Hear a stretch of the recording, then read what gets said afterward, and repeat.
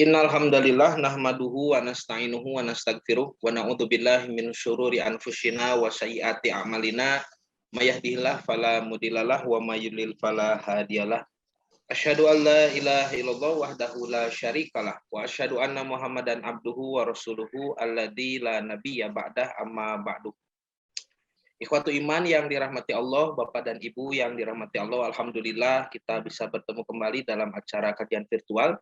Mudah-mudahan apa yang kita lakukan ini menjadi bentuk rasa syukur kita kepada Allah karena sudah diberikan akal pikiran ya, dan sekaligus menjadi usaha sederhana dalam melanjutkan tradisi yang mulia, yaitu tradisi tholabul ilmi. Ikhwatu iman yang dirahmati Allah, pada kesempatan kali ini kita akan coba memperbincangkan mengenai masalah pluralisme agama ya.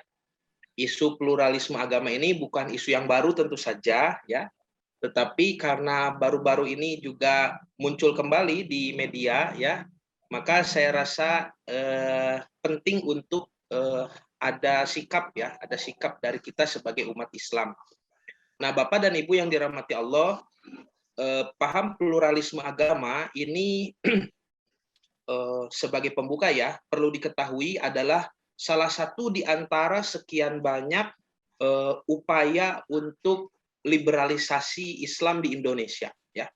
Jadi agenda besarnya adalah liberalisasi ya, pembebasan, liberalisasi agama Islam dan juga liberalisasi agama-agama yang lain. Nah, maka di sini nanti kita sebagai umat Islam berkeberatan terhadap paham pluralisme agama ini, kita nanti posisinya tidak sendirian.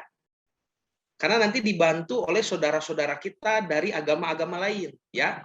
Nanti para pemuka agama Kristiani, ya, itu kita bergandengan tangan untuk melawan paham pluralisme agama ini, ya. Lalu ada nanti tokoh-tokoh dari Hindu, ya, dari agama Buddha, ya, yang menolak keras juga sama, ya, paham pluralisme agama ini. Bahkan nanti kalau kita lihat dalam Judaisme atau ajaran Yahudi, ya, di dalam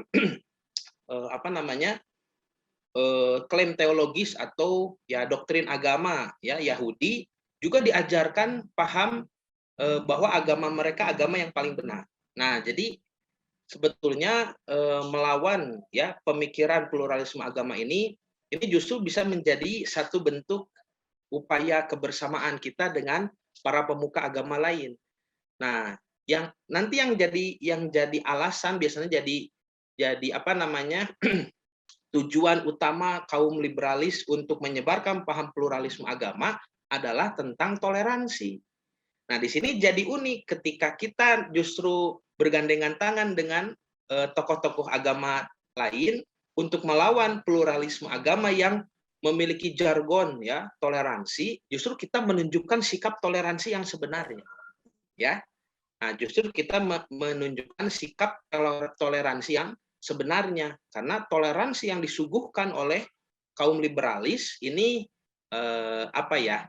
ambigu begitu ya, bahkan tidak tepat sasaran. Nah, tidak tepat sasaran. Nah, sebelum membahas tentang pluralisme agama, saya akan buka dengan satu hadis dari Nabi Muhammad SAW, yang mana Nabi SAW bersabda di dalam hadis riwayat Bukhari ya. Nah, ini muttafaq alaih, berarti Bukhari pun ada, Imam Muslim pun ada ya. Muttafaq alaih itu riwayatnya disepakati oleh Bukhari dan Muslim ya. Ingat, Bukhari Muslim itu guru dan murid ya. Nah, Imam Muslim itu muridnya Imam Bukhari ya, Imam Muslim itu. Nah, maka salah satu hadis yang terdapat di dalam Kitabul Ilmi, ini Kitabul Ilmi ya, Imam Al-Bukhari mencantumkan hadis ini di Kitabul Ilmi. Berarti hubungan hadis ini dengan bab keilmuan. Nah, bab keilmuan, bahwa seorang yang berilmu itu oleh Nabi diibaratkan tak ubahnya seperti tanah kering yang tertimpa air hujan. Nah, ini lihat. Bismillahirrahmanirrahim. An Abi Musa radhiyallahu anhu qala, dari Abu Musa al-Asy'ari ya.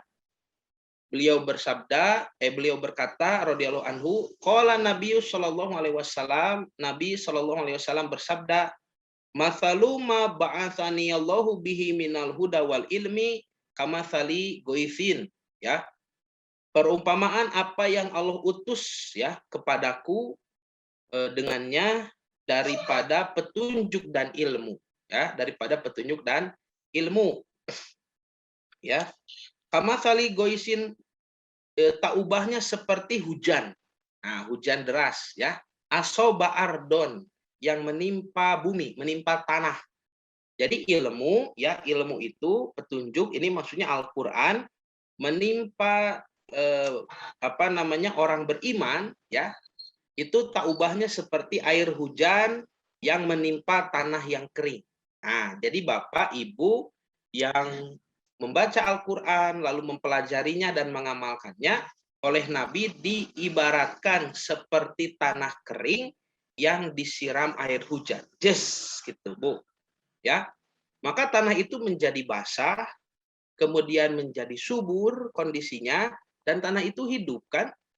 Nah, maka hidupnya itu, ya, lihat di sini, hidupnya itu harus menghidupkan. Orang yang beriman, yang berilmu, sudah dapat ilmu, dapat air hujan, bagaimana? Harus beramal soleh, ya, harus menghidupkan. Min hato ifatun, maka di antara tanah yang menerima air hujan itu, ya, ada bagian yang toyibatun, ya, yang sangat baik, ya, yang qabilatil ma'a, menyerap air, ya, qabilatil ma'a, menyerap air. Fa'an batatil kala'a, maka tanah yang menyerap air itu menumbuhkan tumbuh-tumbuhan, wal usbal kathiro, dan rumput yang banyak. Nah, ini ya, ini masih panjang hadisnya, tetapi profil atau penyebutan tanah yang paling baik ini cukup sampai di sini. Jadi ketika manusia beriman dan berilmu, nah seperti tanah kering yang disiram air hujan, maka tanah itu menjadi hidup dan hidupnya harus menghidupkan. Orang yang beriman dan berilmu dituntut untuk membuahkan amal ini, ya. Nah, nanti kita lihat orang-orang yang menyebarkan paham liberalisme, pluralisme itu orang yang berilmu, ya, yang berilmu, tetapi mereka punya masalah dalam pengamalan. Nah, kenapa ada orang yang tidak mau beramal? Nih, sebelum kita membahas tentang liberalisme, pluralisme agama, dan nanti isu inklusivisme, ya, inklusivisme, kita lihat dulu kenapa ada orang-orang seperti ini, ya. Allah menyebutkan itu di dalam surah Al-A'raf ayat 175, ya. A'udzubillahi minasyaitonir rajim. Watlu alaihim naba'alladzi atainahu ayatina. Bacakan kepadamu, bacakan olehmu kepada mereka, ya. Naba'a, ya. Nabaun itu artinya informasi dari langit. Orang yang menerimanya nabiyun, begitu ya. Nah, wahyu ini, wahyu. Wahyu tentang apa? Makanya ada surat An-Naba, ya. An-Naba itu surah tentang wahyu yang turun dan membuat heboh dulu di Jazirah Arab.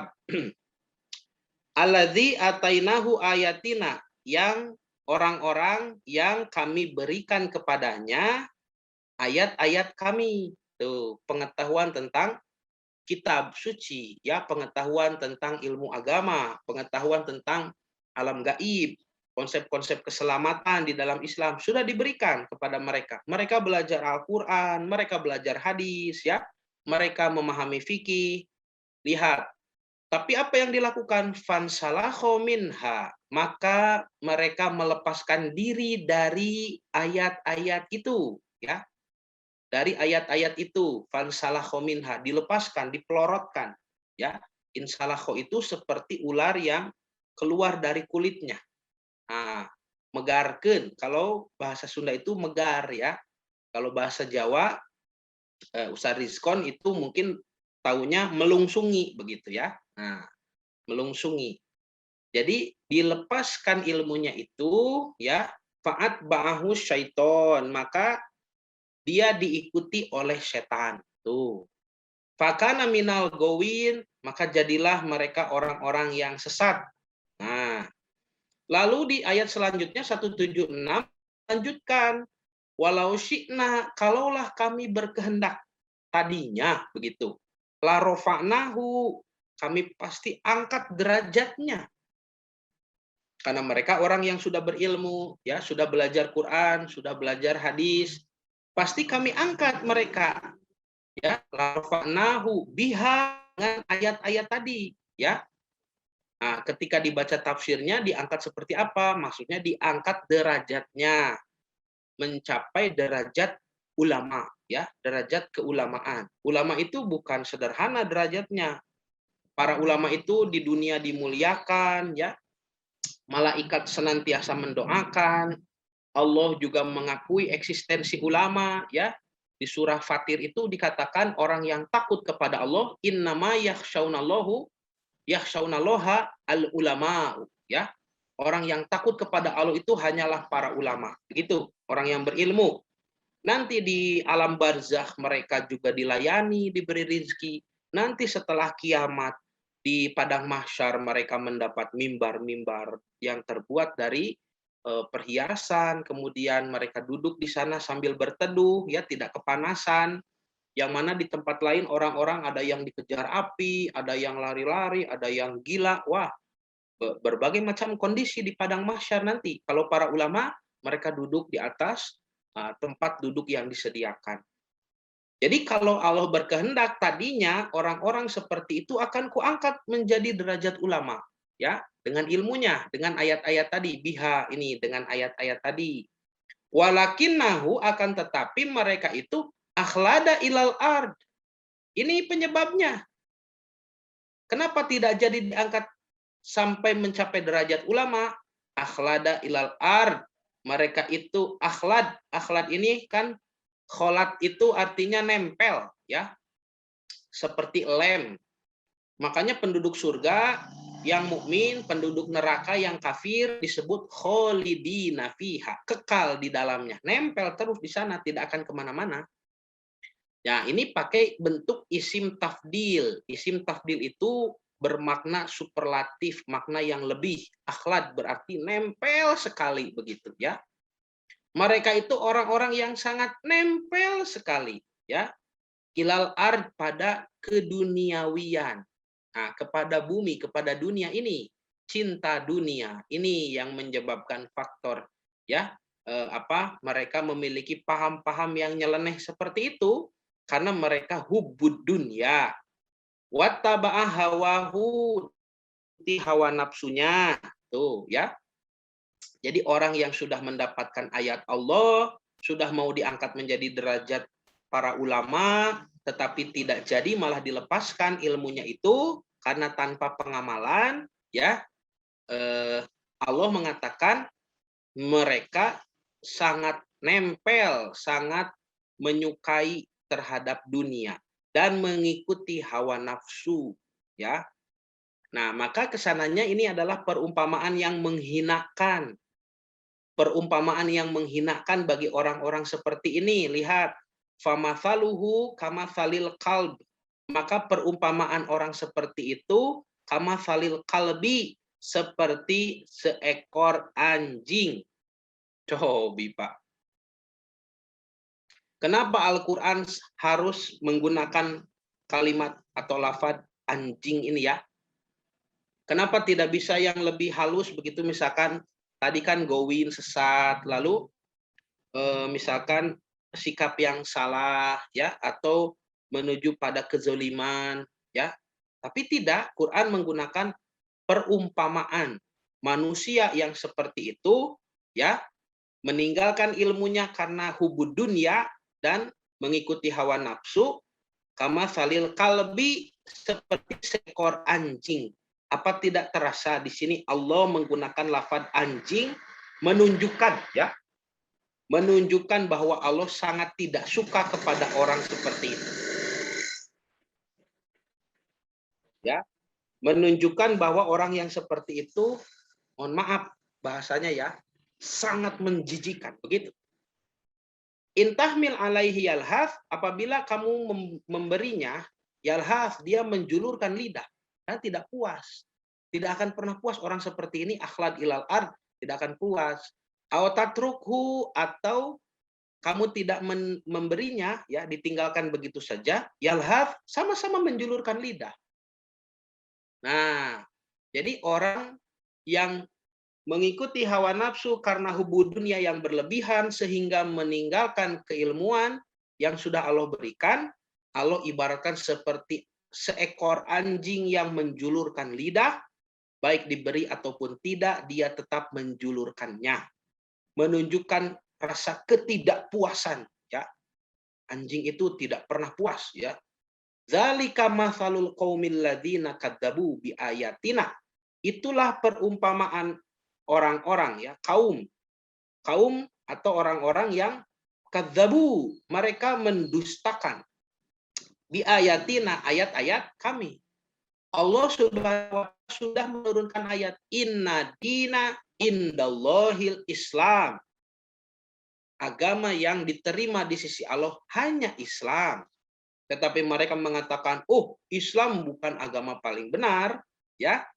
Semua agama itu benar, semua menuju Tuhan yang sama. Itu tidak ada di dalam Quran, tidak ada di dalam ayat-ayat Allah. Ini orang yang mendustakan ayat Allah. Kadzabu bi ayatina. Faksul qososo. Kisahkanlah kisah ini la'allahum yatafakkarun, supaya mereka mikir. Nah, makanya saya bacakan ini ayat ini, ya. Karena perintah Allah tuh, faksusil qososo. Maka kisahkanlah kisah ini. Kisahkan kepada mereka bahwa orang yang meninggalkan keilmuan bukan malah diamalkan, tapi malah dilepaskan, ditinggalkan karena mengejar sesuatu yang lebih menarik. Dan yang lebih menarik itu adalah keduniawian. Dan dia melepaskan ilmunya sehingga diikuti setan. Dan dia mengikuti hawa nafsunya, melekat pada keduniawian. Maka Allah sangat jijik kepada orang seperti itu. Allah mengibaratkan orang seperti itu, tak ubahnya seekor anjing yang selalu menjulurkan lidah.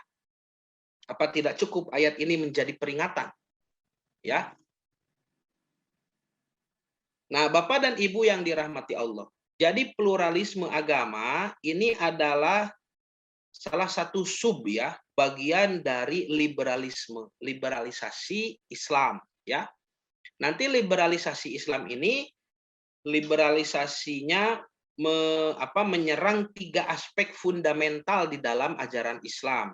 Yang pertama, liberalisasi akidah. Liberalisasi akidah itu pluralisme agama ini, ya. Ini liberalisasi akidah. Kalau kita memahami akidah Islam yang paling benar, maka oleh pluralisme agama dihapuskan. Nanti setelah itu, Bapak dan Ibu sedikit demi sedikit tertarik kepada liberalisme yang lain, yaitu liberalisasi konsep wahyu.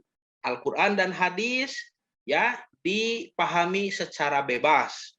Memahami Quran tidak dengan ilmu tafsir, tapi dengan ilmu yang lain, misalkan ilmu kajian hermeneutik, ya. Bagaimana ketika Al-Quran dikaji dengan ilmu hermeneutika, ilmu yang berlandaskan pada pengkajian teks, ya, antara teks, penulis dan pembaca.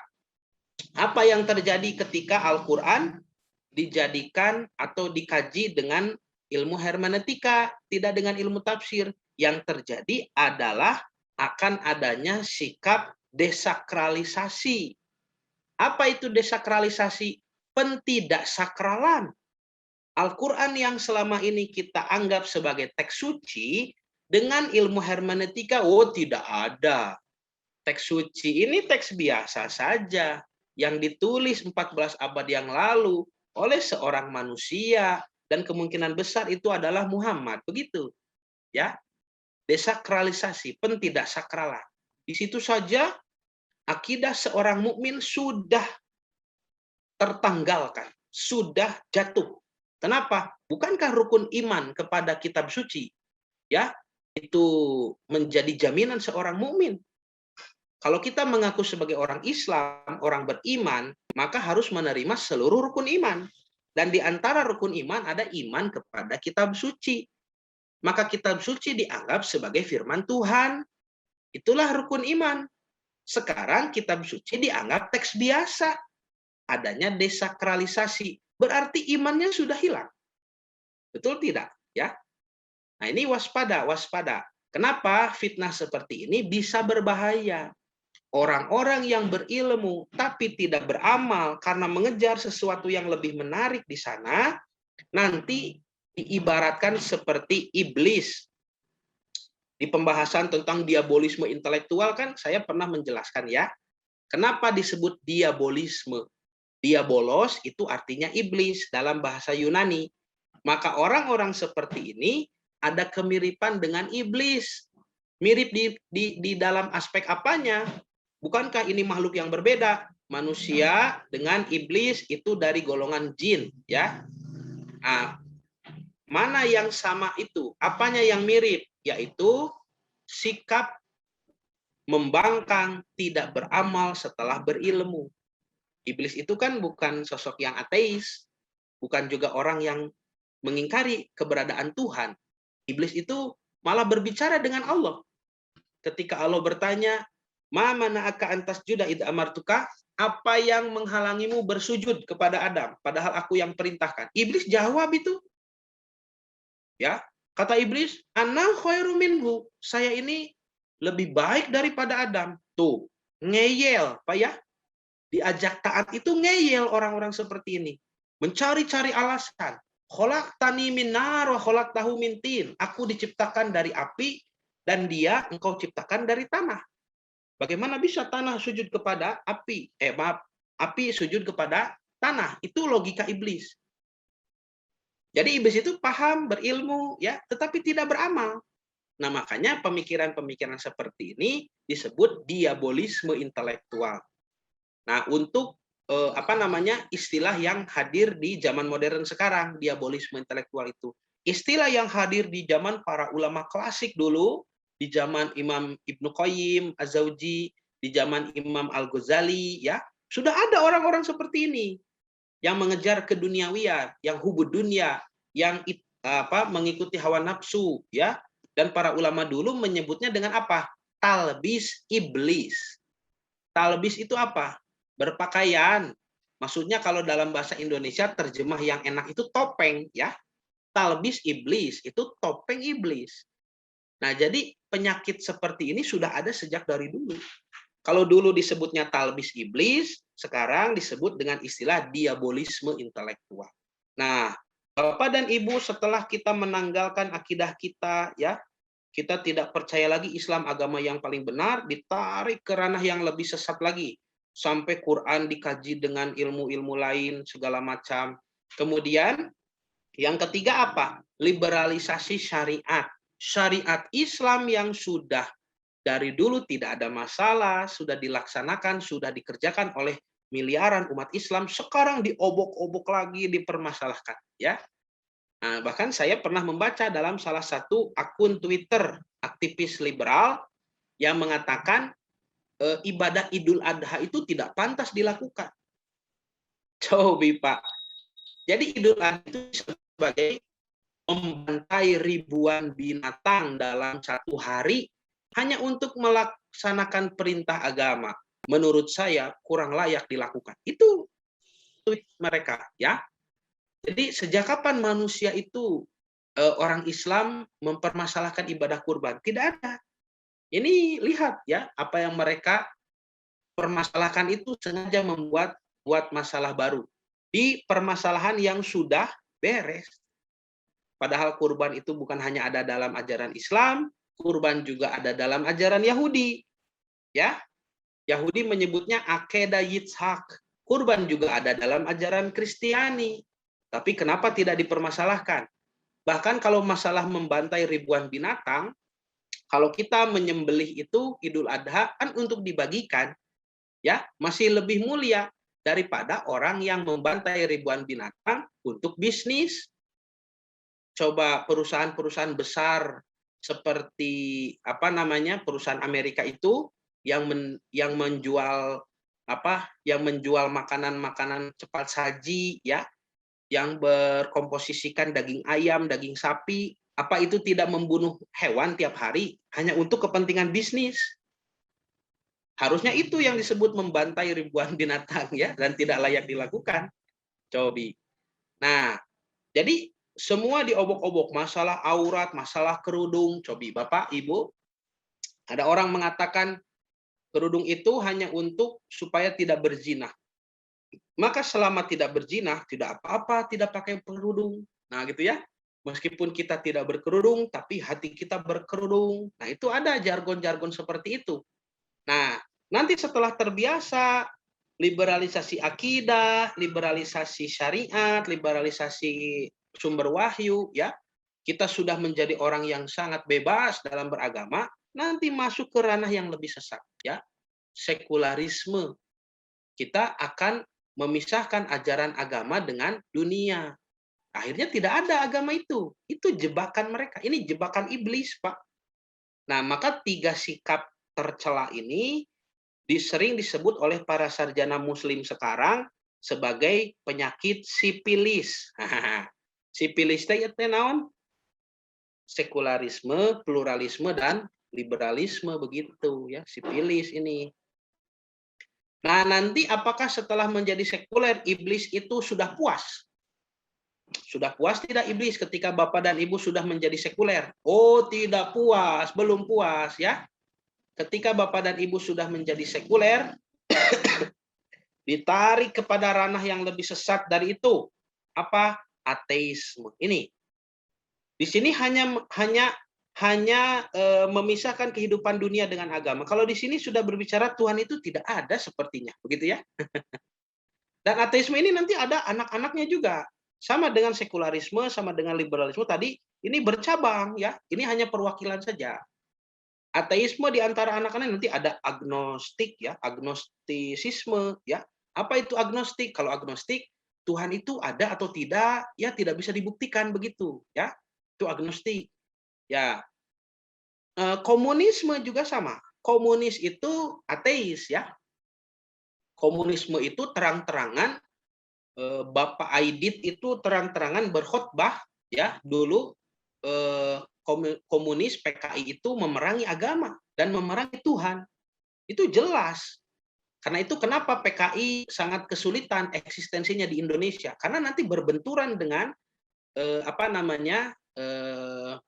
dengan konsep negara kita yang berlandaskan Pancasila. Sila pertama ketuhanan yang Maha Esa. Nah, makanya tidak bisa ya. Ini ateisme sudah menganggap Tuhan itu tidak ada. Nah, apakah setelah menjadi ateis iblis itu puas? Ya, ternyata belum puas Bapak Ibu. Bapak dan Ibu akan diseret lagi kepada yang lebih sesat. Ya, minimal ada manusia yang menganut ini. Ya, tidak semua manusia pun, tapi jumlahnya cukup banyak.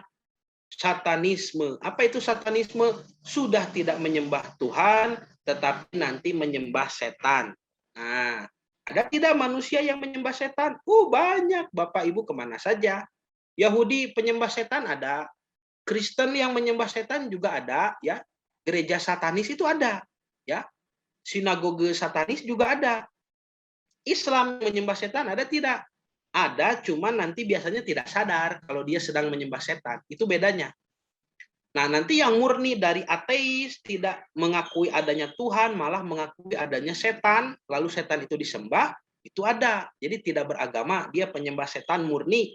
Di Bandung saja banyak. Di Bandung. Ya, kita bisa ngobrol dengan orang-orang satanis. Silahkan kalau mau ngobrol Bapak Ibu. Ya, alamatnya saya tahu. Ya tidak usah disebutkan lah ya. Ini ada orang-orang penyembah setan dan mereka sangat toleran ya. Mereka mengatakan kami tidak akan berdebat dengan orang yang beragama ya. Tidak akan. Masing-masing saja. Kami percaya kepada setan, kalian percaya kepada Tuhan, begitu. Ya. Jadi sebetulnya orang-orang liberalis di Indonesia ini malah kalah ya toleransinya dengan para penyembah setan. Nah, jadi inilah 5 tangga iblis ya, yang kita maksud dengan fitnah Dajjal, tapi Dajjal kecil. bukan Dajjal yang bergelar Al-Masih, bedakan ya. Sudah pernah dibahas di dalam episode Mesih Had-Dagala atau Al-Masihud Dajjal. Sudah pernah, nanti silakan cek di YouTube ya, penjelasan apa itu Dajjal, fitnahnya ada berapa, Dajjal itu jumlahnya berapa, cirinya seperti apa, itu sudah dijelaskan. Nah, ini 5 tangga menuju kesesatan yang disiapkan oleh iblis yang dulu berhasil menipu bapak ibu kita, Adam dan Hawa itu ditipu dengan pandangan sekuler. Ya, memisahkan agama dengan kehidupan dunia. Agama itu punya sumber ilmu, sumber wahyu, dan sumber dunia. Dua-duanya boleh dipakai. Tapi orang sekuler, dia membuang sumber wahyu, hanya memakai sumber dunia saja. Dulu iblis menggoda Nabi Adam dan Siti Hawa, ya, dibuang ilmu wahyunya. Apa ilmu wahyu yang diterima oleh Adam itu? La taqroba hadhihi syajarata fatakuna minazolimin. Adam, Hawa, jangan kau dekati pohon ini, maka kamu bisa menjadi dolim. Kata iblis, oh tidak, ini justru pohon yang berbuah sangat enak, dan buahnya itu bisa menjadikan kalian berpengetahuan, kalian hidup kekal, begitu ya. Sehingga akhirnya tergoda dengan aspek duniawi itu, aspek materialistik, dan meninggalkan wahyu, meninggalkan hukum dari sumber wahyu. Itu sudah jadi tipu muslihat dari sejak dulu kepada bapak kita, dan sampai sekarang iblis masih memakai itu, ya. Nah, jadi apa namanya, gerakan standarnya di sini sekularisme ini. Dan ini sudah sangat sukses ketika kita berbicara peradaban barat, ya. Agama Kristiani, agama Yahudi di barat itu sudah sangat sukses babak belur menghadapi sekularisme itu. Jadi manusia di sana lebih memilih sekuler daripada menganut agama Yahudi dan Kristiani. Nah, Bapak dan Ibu yang dirahmati Allah, ketika sekularisme ini masuk ke dunia Islam dan gerakan ini dilakukan secara masif dari sejak tahun 1970. Nah, ini mungkin Bapak dan Ibu sudah lahir ya, 1970 ya. Kalau saya belum lahir. Nah, 1970 itu terjadi gerakan liberalisasi yang masif ya di Indonesia, menyerang 3 aspek fundamental dalam Islam tadi dengan dana yang tidak terbatas. Artinya orang-orang yang berkecimpung di lingkungan liberalis ini dan sekularis ya, itu orang-orang yang ya mohon maaf ya, pragmatis saja begitu. Jadi ada mengambil imbalan. Itulah yang dimaksud tadi akhlada ilal ard ya, menempel ke keduniawian. Wattaba'a hawahu, dan mengikuti hawa nafsunya. Itu yang dimaksud. Nah, mereka itu dapat imbalan, Pak, kikituan teh, diburuhan ya, diburuhan. Ternyata sekularisme ini kalau dilihat dari tahun 70 sampai sekarang cukup gagal ya, sangat gagal. Tidak berhasil. Meskipun kalau kita lihat ke depannya itu juga masih mengkhawatirkan, karena nanti setelah gagal untuk merangkul masyarakat, mereka itu nanti muncul di kampus-kampus ya, di universitas begitu. Nah, itu yang mengkhawatirkan. Jadi kaum akademis nanti yang menjadi korban ya, orang-orang yang kuliah, anak-anak yang bukan basic pesantren tapi mau mengkaji agama di universitas yang liberal, yang sekuler ya. Nah, nanti dosen-dosennya sudah menunggu di sana. Nah, kalau berdakwah kepada masyarakat ini gagal total ya. Tidak bisa umat Islam di Indonesia itu disekulerkan, tidak bisa. Dipisahkan kehidupan agama dan dunianya ya, tidak bisa. Kenapa? Karena Islam itu memiliki aturan dari mulai mengurusi kamar mandi sampai mengurusi planet bumi. Bagaimana bisa kita hidup ya memisahkan diri dengan aturan Islam? Tidak mungkin, susah ya, sulit. Nah, makanya supaya tujuannya tetap tercapai, sekularisme ini disederhanakan. Tidak apa-apalah, jangan dulu mereka memisahkan diri dengan agama. Biarkan saja mereka masih beragama, yang penting agamanya hanya sekedar simbol. Yang penting agamanya hanya sekedar ritual. Yang penting agamanya itu ya dipahami dengan bebas. Jadi liberalisme ini membantu sekali upaya untuk sekularisme. Ya, disederhanakan jadi liberalisme. Kan weh, beragama kene. Nu penting agamana bebas, ya. Nanti menyerang tadi ya Quran, sumber wahyu, syariat-syariat, hukum-hukum, liberalisme juga kepada akidah. Nah, liberalisme akidah ini adalah pluralisme agama. Minimal Bapak Ibu dipaksa untuk tidak percaya kalau Islam satu-satunya agama yang benar. Itu dikikis akidahnya sedikit-sedikit. Nanti kalau ini sudah berhasil, ya naik lagi ke liberalisme. Kalau ini juga sudah berhasil, ya nanti secara tidak disadari akan menjadi orang sekuler. Jadi seorang muslim yang menjadi sekuler itu tidak terasa Pak. Bukan begini. Yuk mulai besok kita jadi sekuler yuk, tidak begitu, ya. Tetapi secara tidak terasa dalam kehidupannya sudah meninggalkan hukum-hukum di agama, ya. Sudah meninggalkan batas-batas agama. Nah, nanti jadilah orang yang beragama tetapi kehidupannya tidak ada beda dengan ateis, orang yang tidak percaya Tuhan. Ya, ya emang sikap-sikap seperti itu sudah terlihat kan? Kalau orang yang percaya ada Tuhan, dia akan takut bermaksiat kan? Ini orang Islam tapi tidak takut maksiat, mencuri uang orang lain ya, koruptor itu ketika mencuri di mana Allah itu? Artinya kan merasa tidak ada Tuhan itu. Ya, dia secara tidak langsung sudah menghilangkan Tuhan dari kehidupannya. Nah, begitu. Jadi ini 5 tangga iblis ya yang Bapak dan Ibu harus waspada, harus hati-hati. Ya. Ini menyesatkan manusia dari menyembah Tuhan menjadi menyembah iblis, menyembah setan. Nah, ini ya. Nah, Imam Ibnu Taimiyah di dalam kitabnya ya Bughyatul Murtad menjelaskan orang yang menipu atas agama berarti ia pun dajjal alias dajjal kecil ya. Nah, itu. Kalau ini sudah dijelaskan liberalisasi Islam dalam akidah ya pluralisme agama dalam syariah mengobok-obok hukum yang sudah jelas dan kitab suci nanti Al-Qur'an dikaji dengan selain ilmu tafsir. Nah, maka ini sudut pandang mereka terhadap agama ya. Kita bandingkan dengan sudut pandang kita terhadap agama.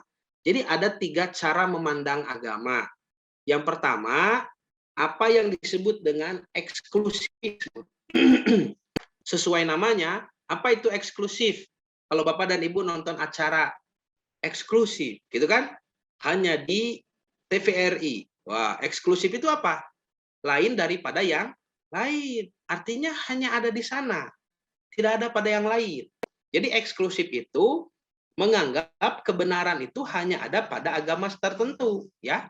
Seperti kita menganggap kebenaran itu hanya pada agama Islam. Islamlah yang paling benar, yang lain itu keliru, ya. Itu eksklusivisme. Ini akidah kita, eksklusivisme, eksklusif, ya. Tidak menerima kebenaran berada di selain Islam. Nah, yang kedua, ini inklusif. Include itu kan termasuk begitu ya, masuk ya. Inklusivisme adalah kebenaran juga mungkin ada pada agama lain, pada ajaran lain. Ini inklusivisme, inilah yang dipaksakan oleh orang-orang pluralis, oleh orang-orang liberalis supaya mengikis akidah Bapak dan Ibu sampai habis ya. Nah, inklusivisme ini kebenaran mungkin ada pada ajaran lain. Yang mana inklusivisme ini sebetulnya masih juga sub dari pada paham pluralisme agama ya. Yang mana mengatakan kebenaran itu banyak, bukan satu, semua agama itu benar. Begitu kalau sudah pluralisme agama. Kalau inklusif ya kebenaran mungkin ada pada ajaran lain ya. Jadi pluralis itu inklusif ya. Meskipun tidak semua inklusivisme itu pluralis. Nah, maka kita memegang yang nomor 1, eksklusif ya. Eksklusif ini pokoknya tidak ada jalan lain kecuali agama Islam. Itu eksklusivisme ya. Nah, nanti karena nama pluralisme ini sudah terlanjur dikenal masyarakat sebagai ideologi yang sesat, maka ada wacana atau ada upaya untuk menyeret atau mengganti ya istilah pluralisme ini menjadi inklusivisme, ya. Nah, jadi kalau kita menemukan inklusivisme, itu pluralisme agama dikemas ya, diwadahan. Bahkan nanti ada lagi yang lebih halus dari ini apa? Toleransi beragama. Nah, gitu ya. Toleransi beragama. Nah, itu padahal masih itu-itu juga ya. Masih itu-itu juga. Nah, mari kita lihat bagaimana sebetulnya agama-agama yang ada di dunia ya, itu semuanya memiliki paham eksklusivisme. Nah, ini yang melegakan kita ya. Meskipun kita berbeda agama dengan orang Yahudi, orang Nasrani, Hindu, Buddha, Konghucu, Lao Tse ya, dan seterusnya, Zoroaster, Majusi nanti. Tetapi ada titik persamaan dalam akidah tentang agama mana yang paling benar. Semua agama di dunia memandang agamanya lah yang paling benar. Ya, jadi setiap agama memiliki klaim kebenaran masing-masing. Nah, kita ambil contoh agama Samawi saja ya. Yang disebut agama Samawi itu kan selalu Yahudi, Kristen, Islam ya. Sedangkan agama Hindu, Buddha itu suka disebut agama bumi. Ya, ini agama langit, itu agama bumi. Meskipun tidak semua sarjana muslim sepakat dengan istilah itu. Ada juga ya ilmuwan yang berkeberatan dengan menyebut Hindu dan Buddha itu agama bumi. Ya, yang ini berpendapat bahwa Hindu dan Buddha pun sama agama samawi, agama langit, tapi itu masalah yang lain ya. Bisa didiskusikan di lain waktu. Nah, kita ambil saja ini agama Ibrahimiyah. Nah, makanya saya tidak sebut agama samawi ya. Agama Ibrahimiyah. Apa itu agama Ibrahimiyah? Agama yang sama-sama menghormati Nabi Ibrahim dan juga mengakui bahwa agama mereka berasal dari agama Ibrahim. Makanya dalam bahasa Inggris disebut Abrahamic faith ya. Imannya iman Abrahamik ya. Islam, Yahudi, Nasrani. Ya, ketiga-tiganya menghormati Nabi Ibrahim. Umat Islam ketika sholat dalam posisi duduk tahiyat selalu mengucapkan nama Ibrahim ya setelah penyebutan sholawat kepada Nabi Muhammad. Kita sering membaca Allahumma sholli ala Muhammad wa ala ali Muhammad kama sholaita ala Ibrahim ya. Tuh, menunjukkan betapa pentingnya sosok Ibrahim dalam akidah umat Islam. Orang Yahudi juga mempunyai semacam syahadat atau sholawat lah begitu, yang mana mereka sering membaca Shema Yisrael Adonai Elohenu Adonai Echad Velohe Abetenu Velohe Abraham Velohe Yitzhak Velohe Yakov. Dengarkan hai Israel, Adonai Elohenu, Tuhan kita Allah adalah Tuhan yang esa ya. Adonai Echad, Tuhan yang ahad satu. Elohe Abetenu, yang mana dia itu Tuhannya bapak-bapak kita. Velohe Abraham, tuh Tuhannya Ibrahim. Nah, disebut ya nama Ibrahim dalam bacaan doa itu, doa Yahudi. Velohe Yitzhak, Velohe Yakov. Orang Kristen juga sama. Kalau kita buka, saya punya Injil berbahasa Syriak Aramaik, berbahasa Aram ya, bahasa asli Nabi Isa. Ini Injilnya ada jauh lah nanti ya. Itu disebutkan dalam kitab Matius pasal pertama ayat pertama ya, ayatnya berbunyi ketaba dilidute iso mesiha breh David breh Abraham.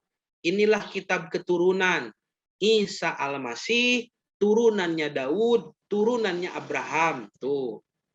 Jadi sosok Yesus Kristus yang mereka puja-puja itu dinisbatkan kepada Bapak Abraham. Ini menunjukkan juga Ibrahim alaihissalam adalah sosok yang penting dalam akidah orang-orang Kristen. Nah, lihat ya, ternyata ketiga agama Abraham ini, kalau kita baca, pelajari kitab sucinya, maka ditemukan ayat-ayat yang merujuk pada penegasan eksklusivisme. Ya, Al-Quran, kitab umat Islam, Injil, kitab orang Kristen, Zabur dan Torah ini ada dalam kitab Yahudi. Mereka menyebutnya Tanakh, ya, Torah, Nevi'im, Ketuvim. Juga Torah dan Zabur ini ada di bagian kitab orang Kristen di Bible di Perjanjian Lama, ya, Perjanjian Lama.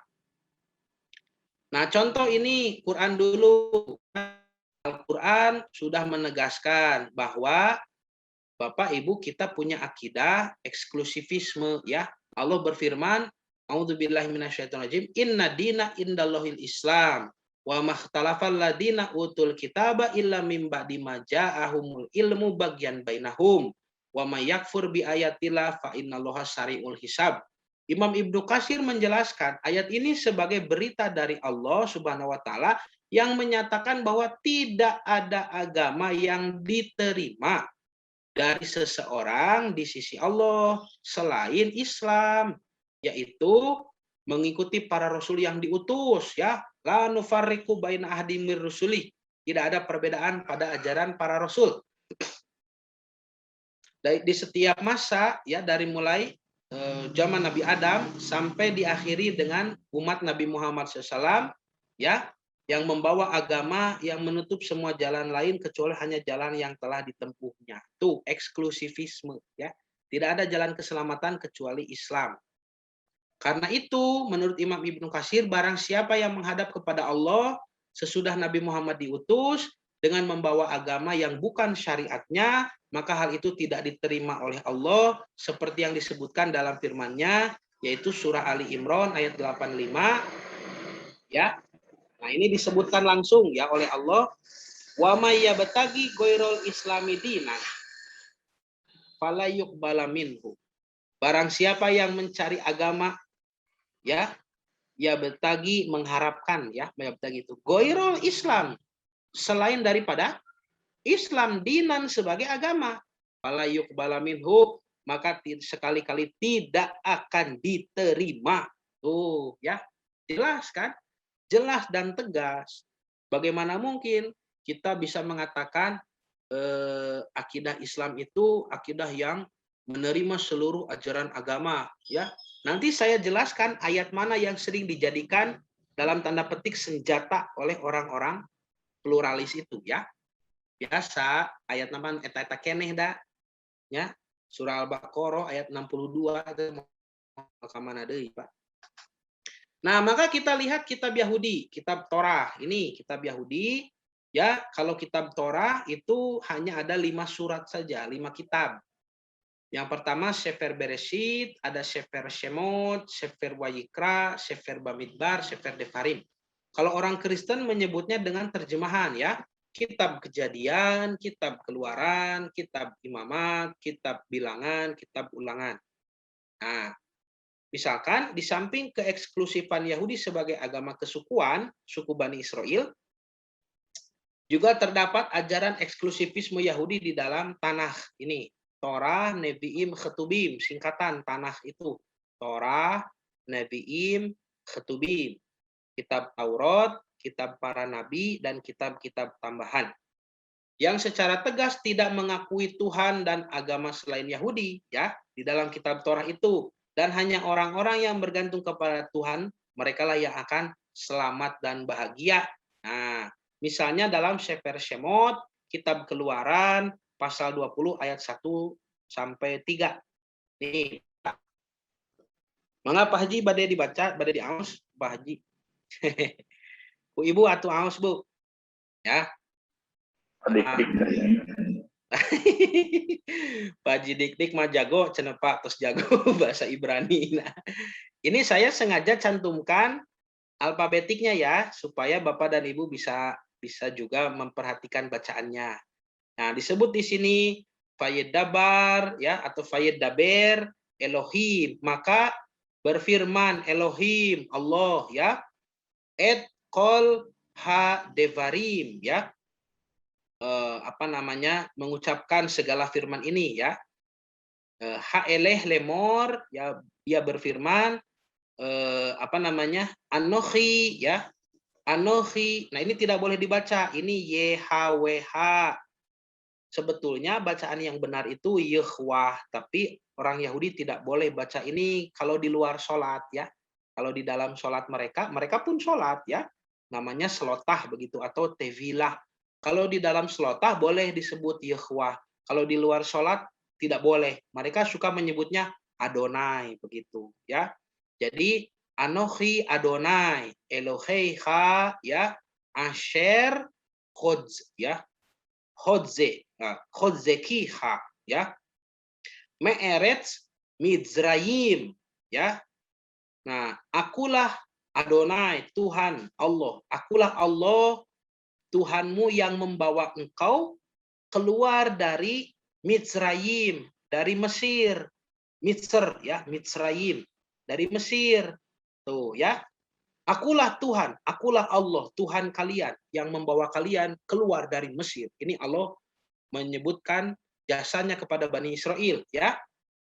Lalu apa yang hendak disampaikan, ya?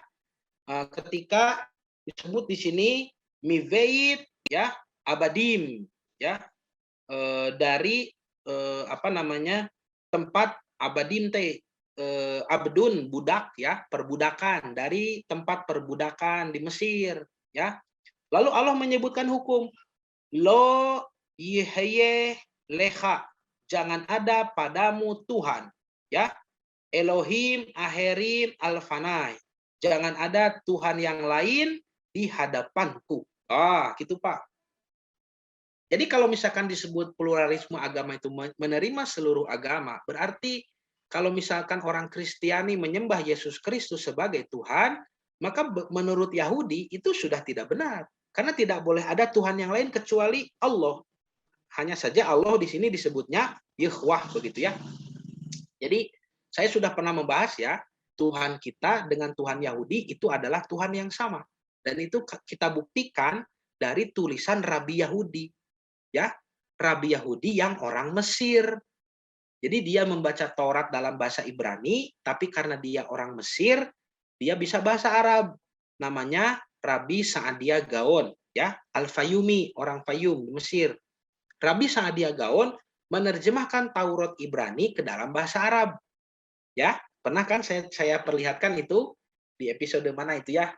Episode lupa ya. Kalau tidak salah di episode Nasiha bagi nama Allah. Nah, nanti Bapak Ibu bisa merujuk ke video itu di YouTube ya.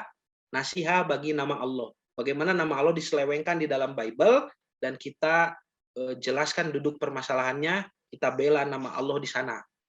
Nah, itu Rabi Sa'adia Gaon menulis lapad YHWH di ayat ini kalau dicek dalam terjemahan bahasa Arab ditulis alif lam lam ha.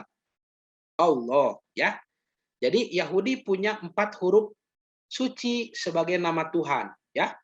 Orang Islam pun punya 4 huruf suci sebagai nama Tuhan. Kalau Yahudi 4 huruf sucinya YHWH, kalau orang Islam alif lam lam ha. Ya. Kalau Yahudi dibacanya Yahwah, kalau Tuhan orang Islam dibacanya Allah, ya. Nah, ini adalah akidah eksklusivisme Yahudi, ya.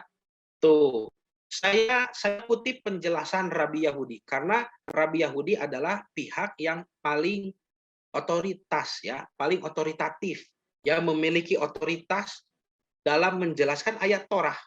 Nah, ini adalah Rabi Bahya bin Asher. Beliau rabi besar dan memiliki otoritas yang tinggi. Kita seperti ulama tafsirnya begitu ya, seperti Imam At-Tabari, Imam Al-Qurtubi, Imam Ibnu Katsir ya, rahimahumullah. Ini Rabi Bahya bin Asher tentang ayat yang tadi ya, ayat di atas ya, Sefer Shemot itu. Nah, disebutkan di ayat itu jangan ada Tuhan lain di hadapanku. Maksudnya di hadapannya, di hadapan Tuhan. Menurut arti sederhana teks ini berarti di samping keberadaanku atau di samping esensiku. Tidak boleh ada Tuhan lain di samping eksistensi Allah. Artinya itu nanti kalau dalam bahasa Arab disebut syaroka ya. Syaroka itu berserikat. Nah, makanya perserikatan bangsa-bangsa itu perserikatan bahasa Arab ya, syarokat. Nah, syarokat itu bersatu Allah dengan yang lain. sebagai Tuhan, maka disebutnya musyrikun, ya. Musyrik, tidak boleh menyekutukan Allah, bersyirikat. Nah, menurut beliau ayat ini juga serupa dengan ayat di kitab lain, yaitu di kitab Samuel 2 ya, di pasal 17. Arti alternatif dari kata-kata di hadapanku dapat menjadi referensi ke arah atau tempat berpaling, ya, bisa makna hakiki, bisa makna majazi. Ini berarti bahwa kita tidak boleh berpaling kepada Tuhan yang lain. Tuh, di segala arah, ya, dalam kurung tidak mengakui eksistensi agama lain sebagai agama yang benar. Ini penjelasan Rabbi Bahya bin Asyad. Jadi kita hargai orang Yahudi punya klaim ke eksklusivisme, bahwa mereka menganggap agamanya yang paling benar, silahkan. Dan bangsa Yahudi sudah hadir di zaman Nabi Muhammad SAW di Madinah, ya. Ada Yahudi Banu Nadir, ada Yahudi Banu Koinuko, ada Yahudi Banu Quraizo, dan mereka sama-sama mengklaim agamanya yang paling benar. Muhammad itu orang yang sesat. Tapi Nabi hidup berdampingan dengan mereka. Nabi juga membuat piagam Madinah, ya, dan isinya adalah mengajak Yahudi Madinah untuk menjaga keselamatan, keamanan kota Madinah. Ini toleransi yang benar. Jadi toleransi itu sifatnya di muamalah, bukan di akidah, bukan di ibadah, bukan. Kan kita ada akidah, ibadah, muamalah. Toleransi mah di muamalah. Kita orang Islam punya tetangga orang Kristen, silakan bermuamalah, bergaul, bersosial. Lalu kita ada toleransi di sana. Orang Kristen buka warung, kita beli ke sana, boleh, silahkan. Orang Kristen menikah, ya, lalu kita ucapkan, ya, semoga langgeng, boleh, silahkan. Orang Kristen lulus sekolah, orang Kristen naik pangkat perusahaan, kita bilang, oh selamat ya, nanti kapan-kapan traktir, boleh, itu itu toleransi. Tapi kalau orang Kristen beribadah, bukan di muamalah nih. Kalau orang Yahudi beribadah, mereka merayakan Yom Kippur, orang Kristen merayakan Natal, Yahudi merayakan Paskah, orang Kristen merayakan Paskah juga. Kita tidak boleh ikut-ikutan. Itu bukan toleransi namanya. Itu sudah sinkretisme, penggabungan ajaran agama. Dan sinkretisme itu haram hukumnya. Apalagi nanti di akidah, orang Kristen meyakini Trinitas, kalau Katolik Kristen ya, kalau tidak Katolik misalkan Ortodoks, Kristen Ortodoks itu mengatakan Tuhan itu satu, Tuhan Bapa di surga, dan Nabi Isa adalah putranya Tuhan. Tuh, disebut Tuhan punya anak. Tidak boleh kita menerima akidah seperti itu, ya. Yahudi mengatakan Uzair juga anak Allah. Tidak boleh kita menerima akidah seperti itu. Ya, jadi ketika dalam ranah muamalah silahkan bertoleransi, tetapi ketika di ranah akidah dan ibadah jatuh hukum ayat lakum dinukum waliyadin. Apa itu kurang jelas, ya. Makanya tidak ada orang Kristen Natal di gereja, kita bawa tumpeng ke gereja. Wah, itu mah bukan toleransi, itu kebablasan, ya. Kebablasan. Itu mah Nabi sendiri tidak pernah menghadiri acara Yom Kippur di Madinah. Orang Yahudi merayakan Yom Kippur, Nabi ikut, tidak pernah. Nabi mengucapkan selamat, tidak pernah. Bahkan ketika Nabi melihat orang Yahudi merayakan Yom Kippur, 10 Muharram, Nabi mengatakan, kita tahun depan saum dari tanggal 9 supaya beda dengan mereka. Tuh, Nabi itu sengaja berbeda, bukan mengikuti, bukan mengucapkan selamat. Nabi malah mengatakan, nahnu ahaqqu bi Musa. Kita ini lebih berhak kepada Musa daripada orang Yahudi, begitu, ya. Nah, jadi kalau Bapak dan Ibu lihat orang Kristen sedang merayakan Natal, sikap toleransi itu hanya sebatas membiarkan, sudah. Ya, dibiarkan saja, silakan. Lakum dinukum waliyadin. Bagimu agamamu, bagi kami agama kami masing-masing. Itu dalam dalam wilayah akidah dan ibadah. Silakan masing-masing. Ya, itu toleransi. Menenggang. Nah, ya, tenggang rasa. Apa menenggang itu? Membiarkan, menerima pendapat orang lainnya, silahkan. Anda memilih agama itu, silahkan, begitu. Itu toleransi, bukan ikut-ikutan, ya. Ini titik permasalahannya. Jadi orang-orang liberal, orang-orang sekuler ini, orang pluralis selalu menjadikan jargon toleransi, ya, untuk menutupi kesesatan paham pluralisme agama. Jadi yang dianggap toleran itu kalau kita sudah menerima keyakinan agama lain, disebutlah toleran. Eta lain toleran atau sinkretisme itu, ya. Jadi untuk bersaudara itu tidak harus menyamakan siapa bapaknya. Ya, pluralisme agama itu berusaha menyamakan bapak kita. Pak Haji Dik-Dik nih, Pak Haji Sobar ya, Ustadz Gopur, Ustadz Rizkon, ternyata bapak kita ini sama, orang yang sama, rek sama kumaha pan sidik beda, tiba heula oge bapak urang teh. Biar anggap sama saja supaya kita ini merasa bersaudara. Gitu ya. Jadi apakah untuk menjalin tali persaudaraan kita harus dipaksakan untuk menyamakan bapak? Nah, tidak usah. Untuk menciptakan kehidupan yang toleran, yang harmonis antar umat beragama, apa harus disamakan Tuhannya begitu? Ya, itu kesalahkaprahan. Nanti justru pluralisme agama itu jadi agama baru. Jadi agama baru, agama yang menerima semua Tuhan, agama baru eta. Ya, itu bahaya sekali pluralisme agama itu. Nah, ini dalam kitab yang lain, dalam Sefer Tehillim atau kitab Mazmur, orang Islam menyebutnya Zabur. Ini kitab Nabi Daud. Pasal 5 ayat 12 disebutkan ya, wa yisemehu ya kol khoshe beha leolam yiranenu. Yang artinya semua orang yang berlindung kepadamu akan bersukacita. Tuh, hanya orang yang berlindung kepada Allah, kepada Tuhan akan bersukacita, begitu. Wah, teruslah imannya ya bisa lieur Bapak sareng Ibuna. Ke akidah Kristiani. Dalam sidang Konsili Vatikan II yang digelar, ini bukan digelas ya, yang digelar pada tanggal 11 Oktober tahun 1962 sampai 8 Desember 65. Ini Bapak Ibu sudah lahir belum ya? Tahun 62 sampai 65. Nah, ini tahun Bapak saya, kalau Bapak saya sudah lahir ya. Pun Bapak lahirnya tahun 60. Nah, ditegaskan sikap eksklusif gereja. Jadi gereja menganut paham eksklusivisme dengan ungkapan dalam bahasa Latin extra ecclesiam nulla salus. Apa artinya? Tidak ada keselamatan di luar gereja. Tuh ya. Hal ini kata Paus di Vatikan ya, di gereja selaras dengan ayat-ayat eksklusivisme di dalam Bible. Akidah Kristiani itu mengajarkan eksklusivisme. Contoh, misalkan ya, Kisah Para Rasul pasal 4 ayat 12 yang berbunyi dan keselamatan tidak ada mohon maaf, dan keselamatan tidak ada di dalam siapapun juga selain di dalam Dia. Itu eksklusif. Sebab di bawah kolong langit ini tidak ada nama lain yang diberikan kepada manusia yang olehnya kita dapat diselamatkan. Nah, kecuali Yesus Kristus, kan begitu. Lalu di kitab Yohanes pasal 14 ayat ke-6 disebutkan Yesus berkata, "Akulah jalan, kebenaran, dan hidup. Tidak ada seorang pun yang sampai kepada Bapa kalau tidak melalui aku." Nah, kalau orang Islam meyakini ayat ini sebagai penegasan justru Yesus Kristus itu nabi dan rasul.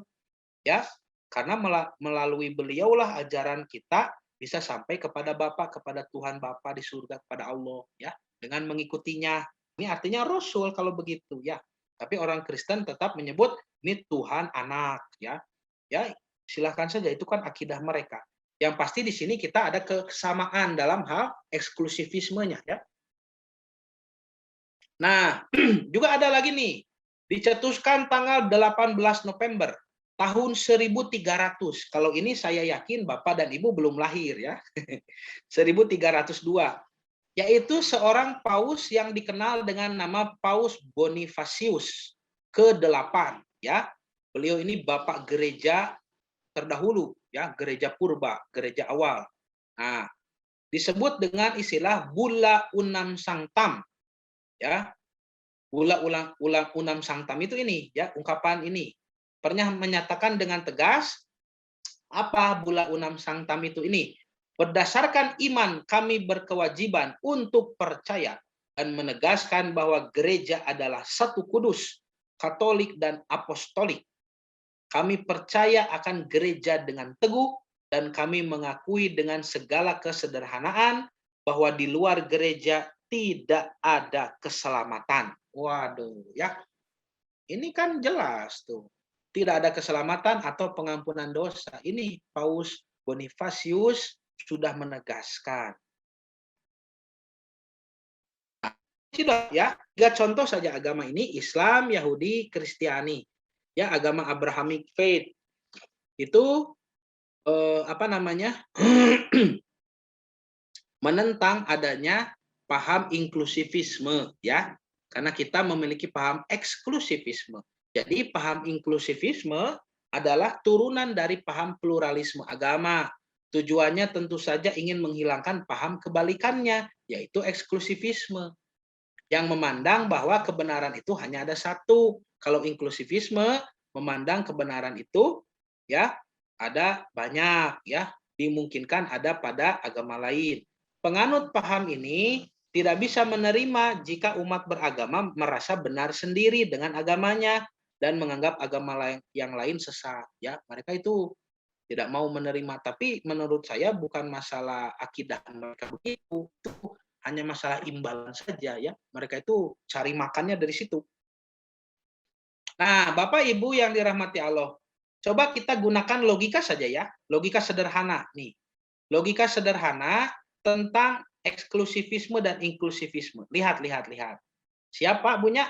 Tinggal Pak, Tong Ice pokok namanya. Ibu Tong Ice Tong Arenghap. Jika inklusivisme dan pluralisme agama ya, yang memandang semua agama benar itu dianggap sebagai pemahaman yang paling benar, ya. Berarti boleh kebenaran itu banyak, ya. Maka sebetulnya orang yang meyakini inklusivisme itu ya, itu pun adalah sebuah paham eksklusivisme yang tidak disadari. So, leres tuh. Jadi kalau mereka mengatakan kebenaran itu banyak, ya, bukan satu, kebenaran itu banyak. Kita tanya kepada mereka, apakah ucapan Anda itu benar?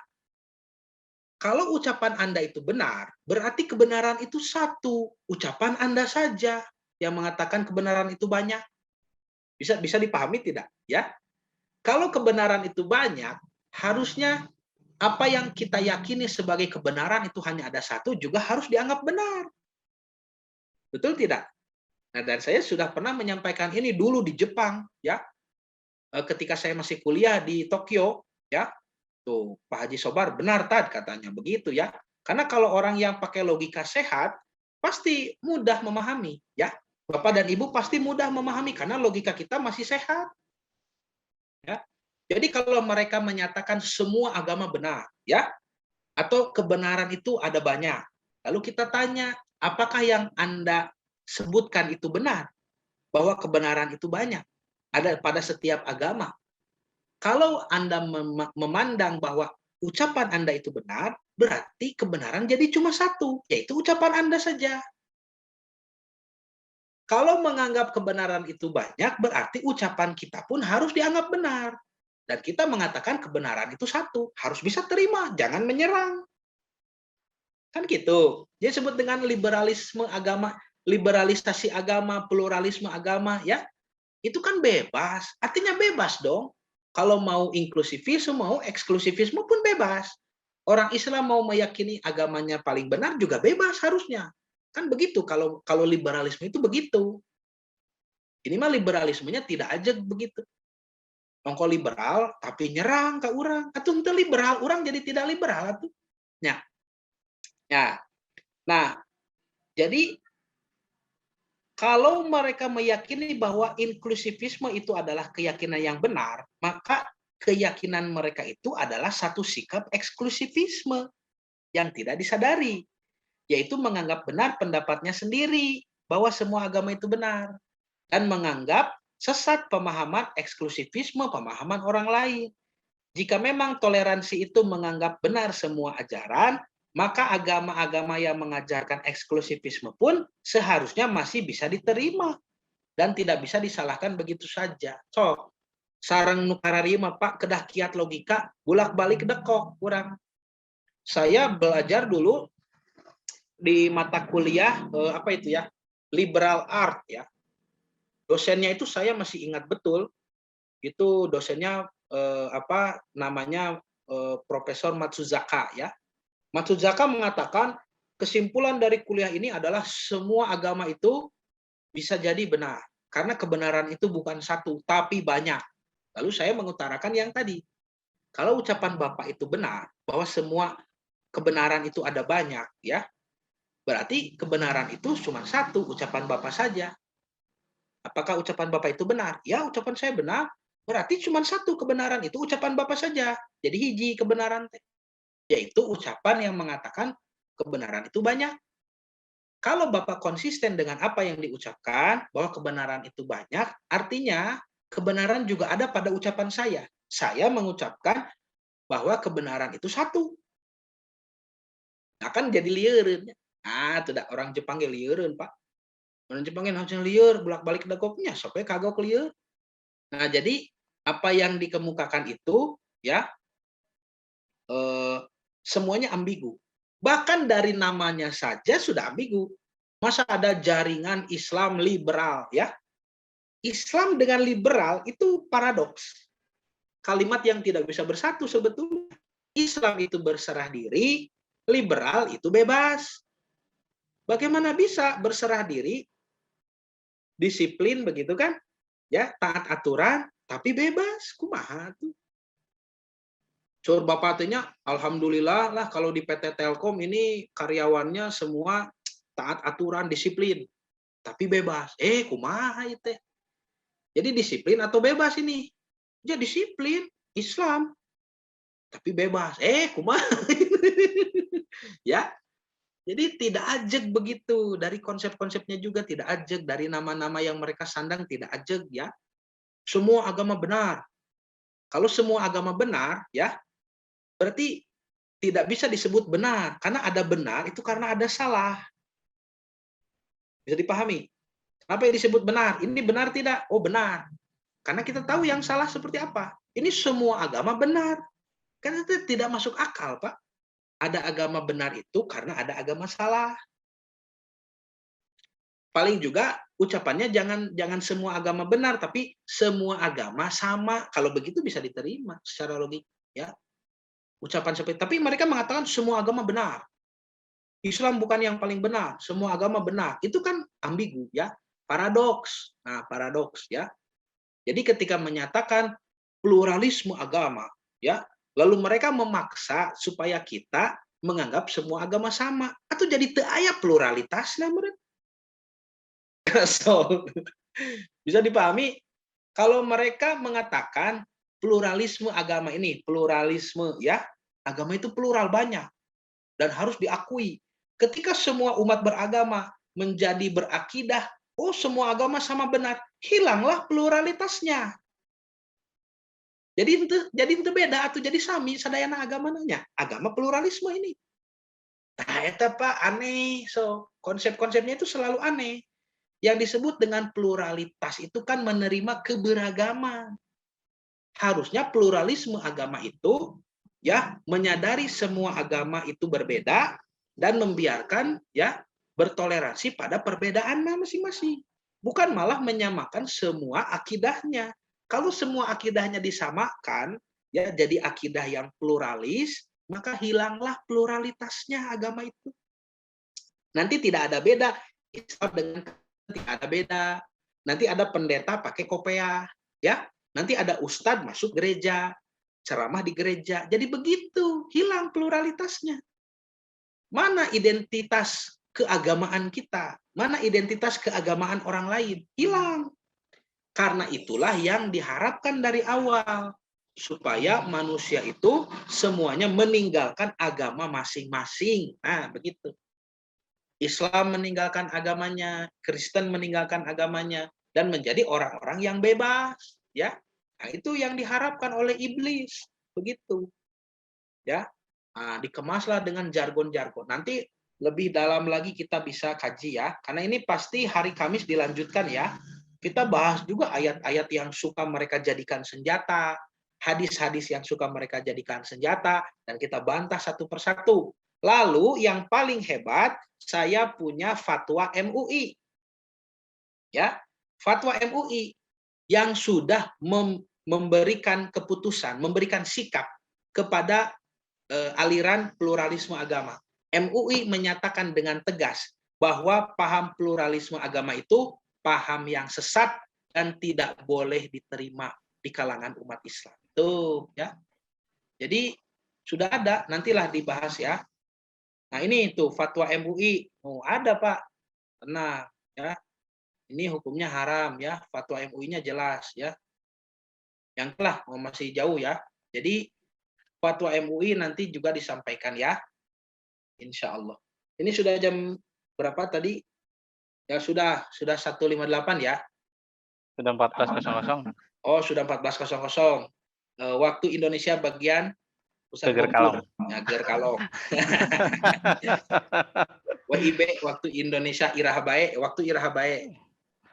Waktu Indonesia bagian Geger-Kalong. Ya, sudah. Kalau di Ciwasra 158, sekarang 59. Ya, beda sedikit. Nah, baik. Sekian ya yang bisa disampaikan. Nanti Bapak dan Ibu kalau bisa ya melanjutkan kajian ini di pertemuan hari Kamis supaya lebih menyeluruh ya, pembahasannya lebih menyeluruh. Jadi dilanjutkan insya Allah. Mudah-mudahan apa yang disampaikan menjadi sedikit tambahan ilmu yang bermanfaat khususnya bagi saya sendiri dan bisa menyelamatkan akidah kita dari propaganda orang-orang yang tidak suka kepada agama Islam ya.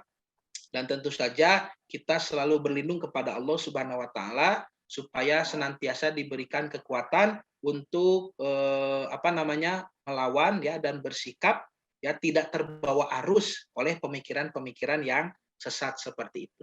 Baik, saya kembalikan kepada Ustadz, silahkan ya. Mari kita tutup dengan doa kifaratul majelis. Alhamdulillahirabbil alamin, subhanakallahumma wa bihamdika asyhadu an la ilaha illa anta astaghfiruka wa atubu ilaik. Hadzanallahu wa iyyakum ajmain. Assalamualaikum warahmatullahi wabarakatuh.